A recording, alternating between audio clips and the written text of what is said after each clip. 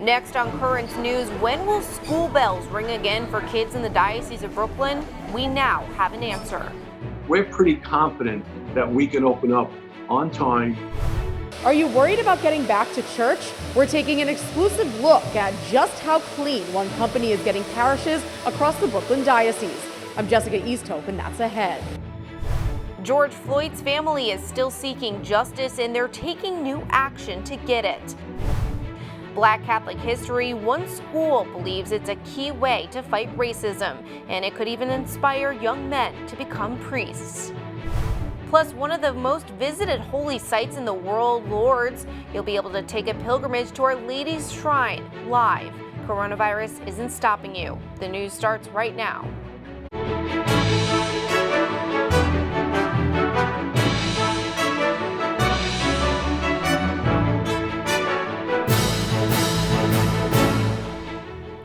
Good evening, I'm Emily Druby. Getting kids back into the Catholic classrooms of the Brooklyn Diocese is picking up steam tonight. Parents are being told that September is the target for reopening school doors. Still, there's a lot of new information that all moms and dads need to know.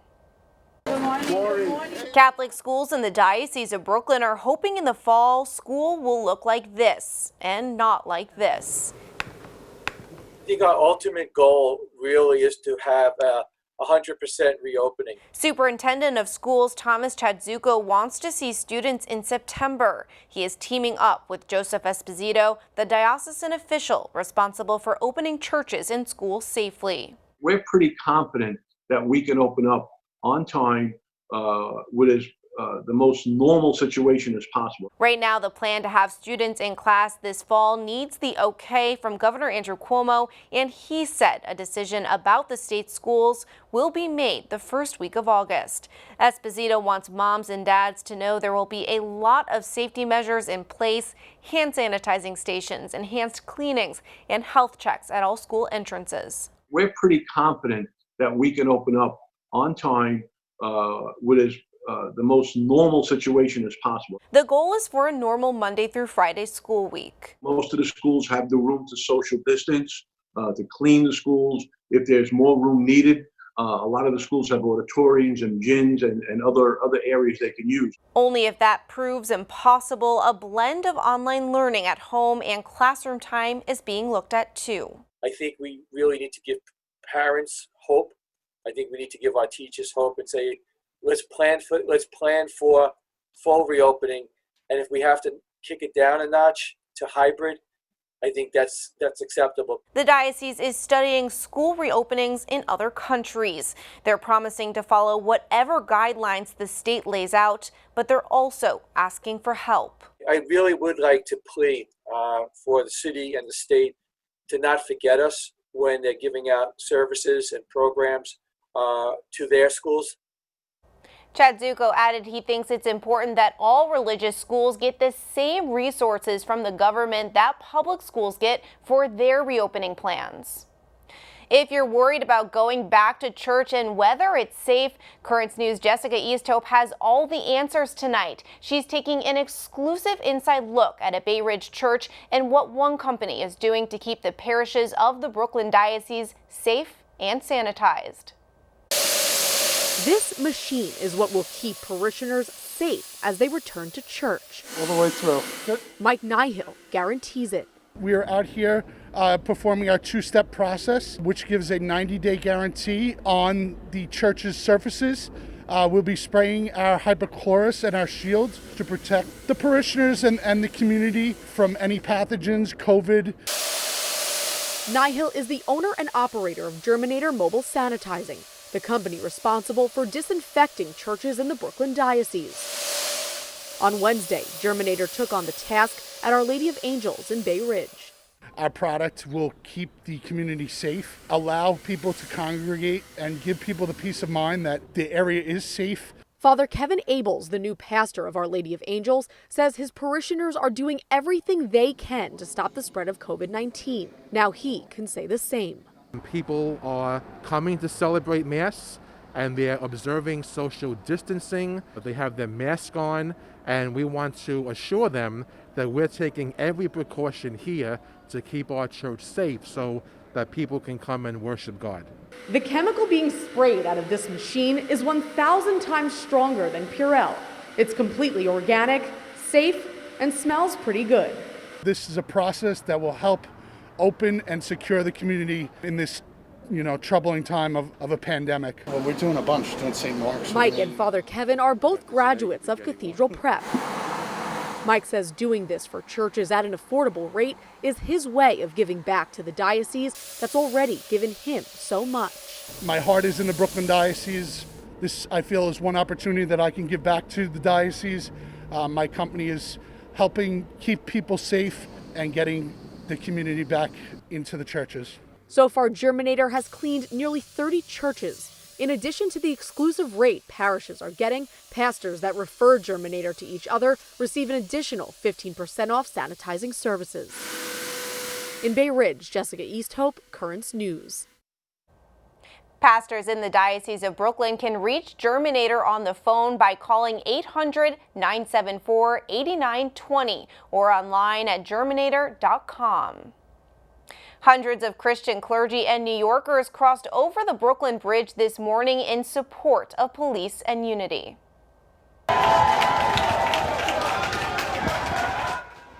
Called the Power of Prayer March, it kicked off from Brooklyn's Cadman Plaza headed to City Hall. Organizers said they wanted to raise up voices, calling for an end to violence, support for law enforcement, and support for a safe city. Once at their destination, there were prayers and music.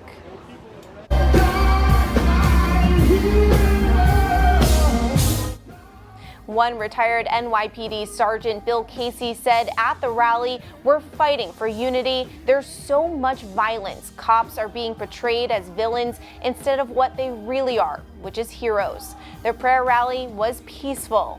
But there was violence on the Brooklyn Bridge and at City Hall around the same time, but separate from the pro-police event. Top Cop Chief of Department Terrence Monahan and 3 other officers were injured. There was a clash with Defund the Police protesters encamped at City Hall. A sergeant and lieutenant were taken to the hospital after being hit with clubs and debris. Chief Monahan reportedly suffered a hand injury but wasn't seriously hurt. Cops made several arrests.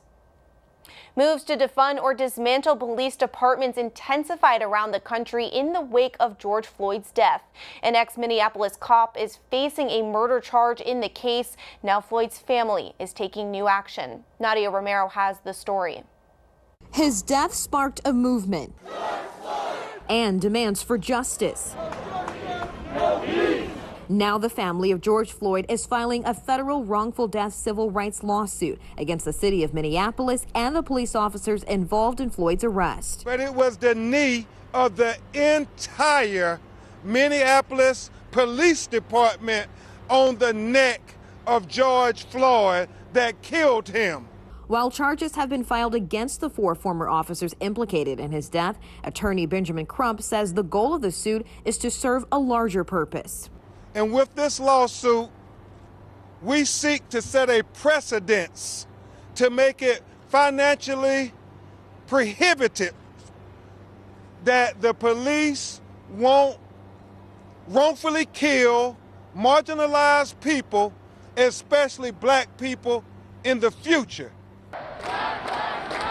Floyd's death is forcing a reckoning around the world over racial inequality and police brutality and shining a light on other black Americans killed by police. Including Breonna Taylor, who was shot 8 times while Louisville police executed a no-knock warrant in a narcotics investigation. On Tuesday, protesters gathered outside the home of Kentucky Attorney General Daniel Cameron demanding justice. 87 protesters were arrested, including Real Housewives of Atlanta star Portia Williams, granddaughter of civil rights activist Hosea Williams. Nadia Romero, Currents News. There's new reaction tonight now that the Trump administration's rule to force international college students out of the country is scrapped. The students could have lost their visas if they had been studying online and not in a classroom during the pandemic. At Brooklyn St. Francis College, about 10% of the student body is international. Miguel Martinez-Saenz is the college's president. I mean, they are overjoyed that this has been rescinded. again, unnecessary anxiety, in my view, was created, right? You don't need added stress. So we have a pandemic. Our students, our staff also are very worried about what they're doing and how they're doing their work. And then you add this layer. In September, St. Francis plans to have both classroom and online learning. Supreme Court Justice Ruth Bader Ginsburg is still in the hospital tonight. She's being treated for a possible infection. The 87-year-old was taken to a hospital in D.C. Monday night for fever and chills. By Tuesday afternoon, she'd been transferred to Johns Hopkins in Baltimore for a procedure to clean out a bile duct stent that was put in last August when she was being treated for pancreatic cancer. She's resting now, but will stay in the hospital for a few days to get antibiotics. There's a lot more news headed your way. Fighting racism and inspiring future priests. Coming up, what Brooklyn Jesuit Prep is doing to reach both goals. The Holy Land is no stranger to overcoming pandemics. We'll tell you about what happened in ancient times and how both Arabs and Jews are banding together today. And have you ever been to Lourdes? Make the pilgrimage right from your own home tomorrow. Now you can help us put your faith in the news. The next time you capture a newsworthy event, send us your pictures or video. It's easy. Go to netny.tv/send us, and you may see your submission on Currents News.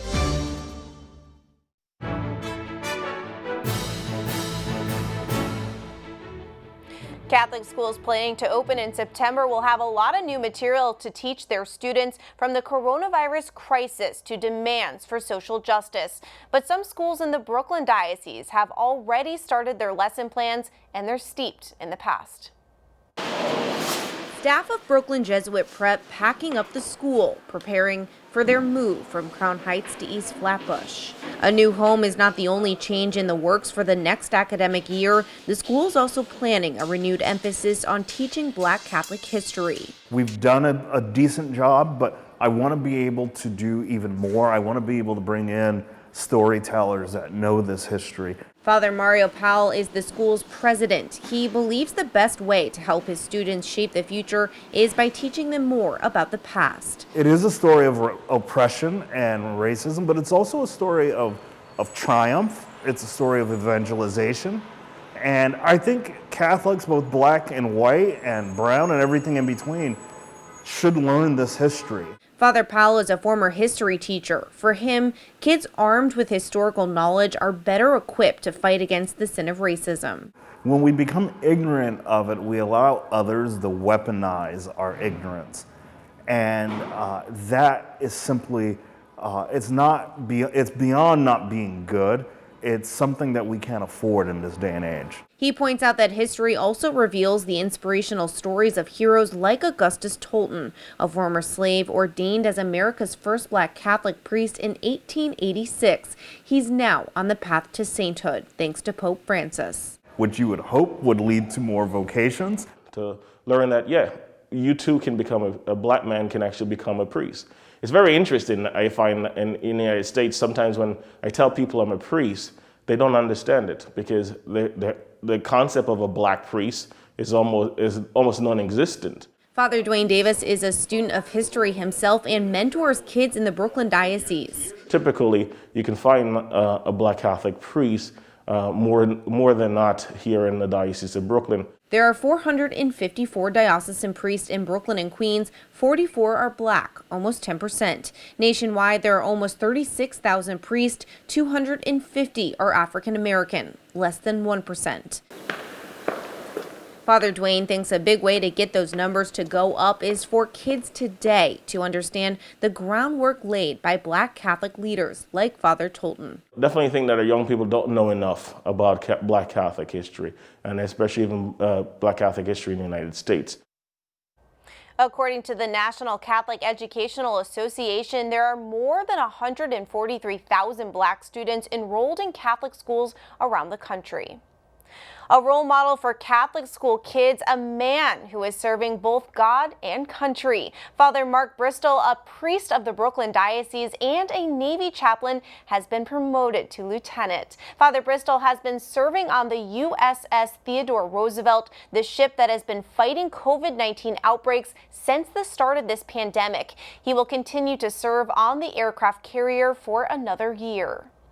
Meanwhile, a hospital ship named after the Pope is also helping in the fight against COVID-19. The Pope Francis has been sailing along the Amazon River for a year, bringing much needed medical assistance to some 700,000 people. Experts say it's needed now more than ever because the COVID mortality rate for indigenous people is double that of Brazil's population. This is because they lack access to decent medical care and are far from intensive care units.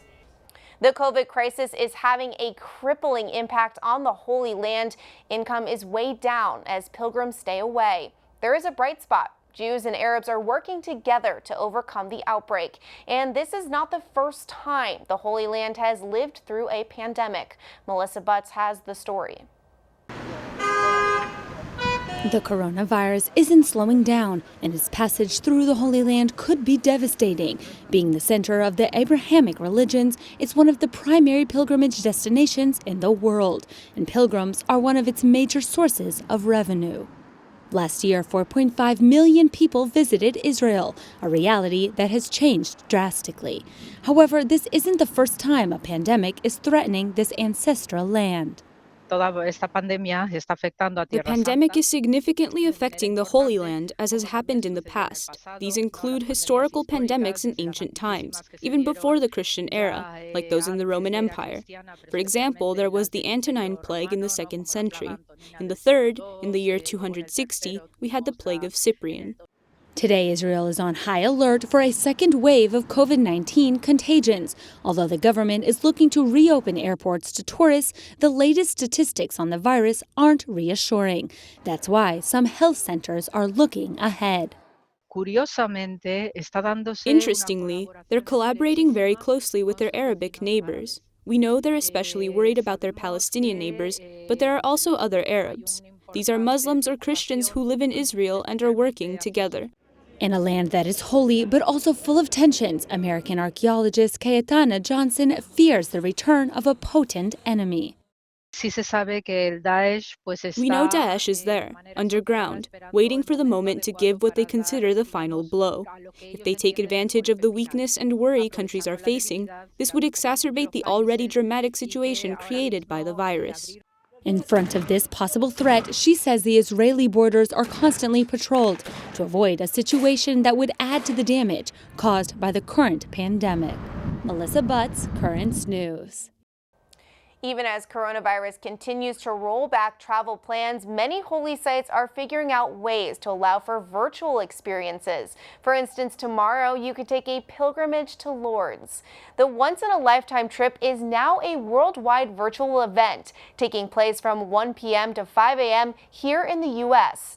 Our Lady of Lourdes Shrine plans to hold a number of different events during the day, including processions, rosaries, and testimonies from people whose lives were touched by the shrine. You can watch the full pilgrimage on their live stream at lourdes-united.org.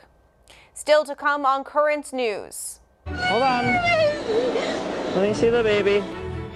The dramatic moment when a cop arrives at the home of a baby who wasn't breathing. And we'll meet a woman who's always home, lockdown or not. That's her vocation.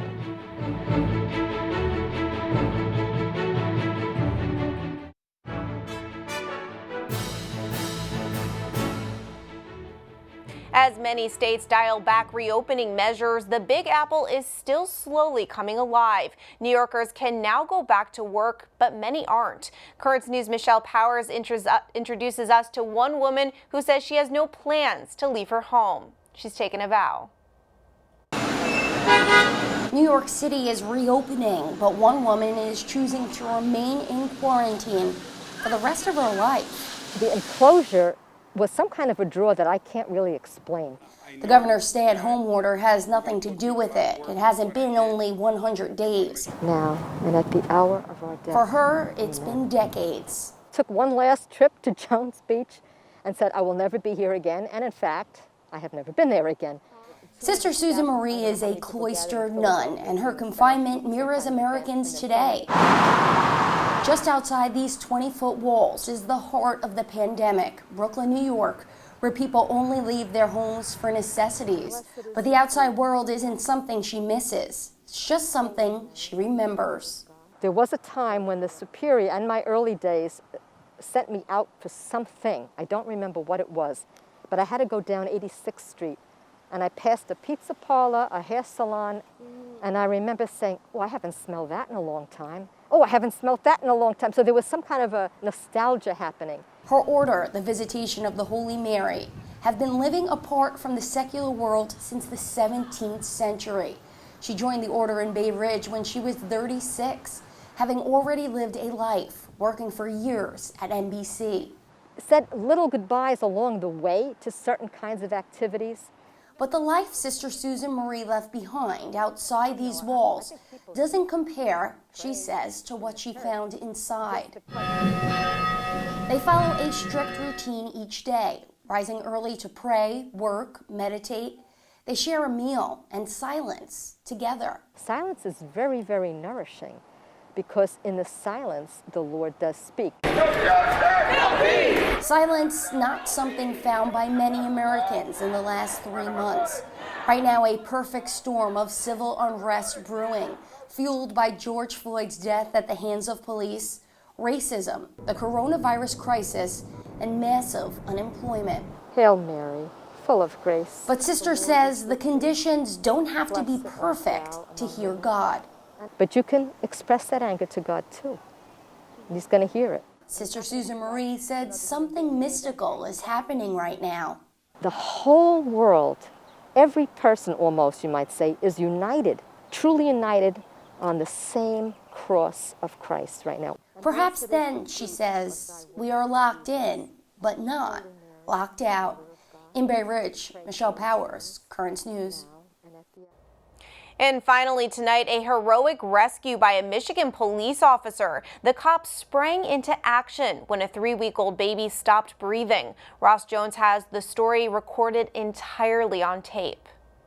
Hey, what's going on with the baby? Okay, let me see. Okay, calm down. Let me see the baby. At 10:45 Thursday night, Sterling Heights police responded to a call of a 3-week-old baby that wasn't breathing. Officer Cameron Maciejewski arrived at the home quickly. Hold on. Let me see the baby. Panicked family members stood outside. The baby was making no noise. The baby's lips had turned purple. The face was blue, clearly not getting any air. The officer immediately knew something was wrong with the baby. Officer Maciejewski held her, took her vital signs, and quickly turned her over, using back thrusts to clear her airway. Yes, there you go. Okay. He's crying. Okay. He's crying. Hey, it's okay. He's crying. And to everyone's, amazement and joy, the baby made it. And the mother, actually collapsed to the ground after that. And I'm just so proud of our officer and what he did. It's gonna be okay. All right. A lot of times what we do doesn't make the news. And in this case, it saved a life. That was Ross Jones reporting. Now, because of a language barrier, the family did not want to talk on camera, but they did say they will always be grateful to the Sterling Heights Police Department. And that is Currents News. I'm Emily Druby. Thank you for joining us because we are putting your faith in the news. Hope to see you again next time.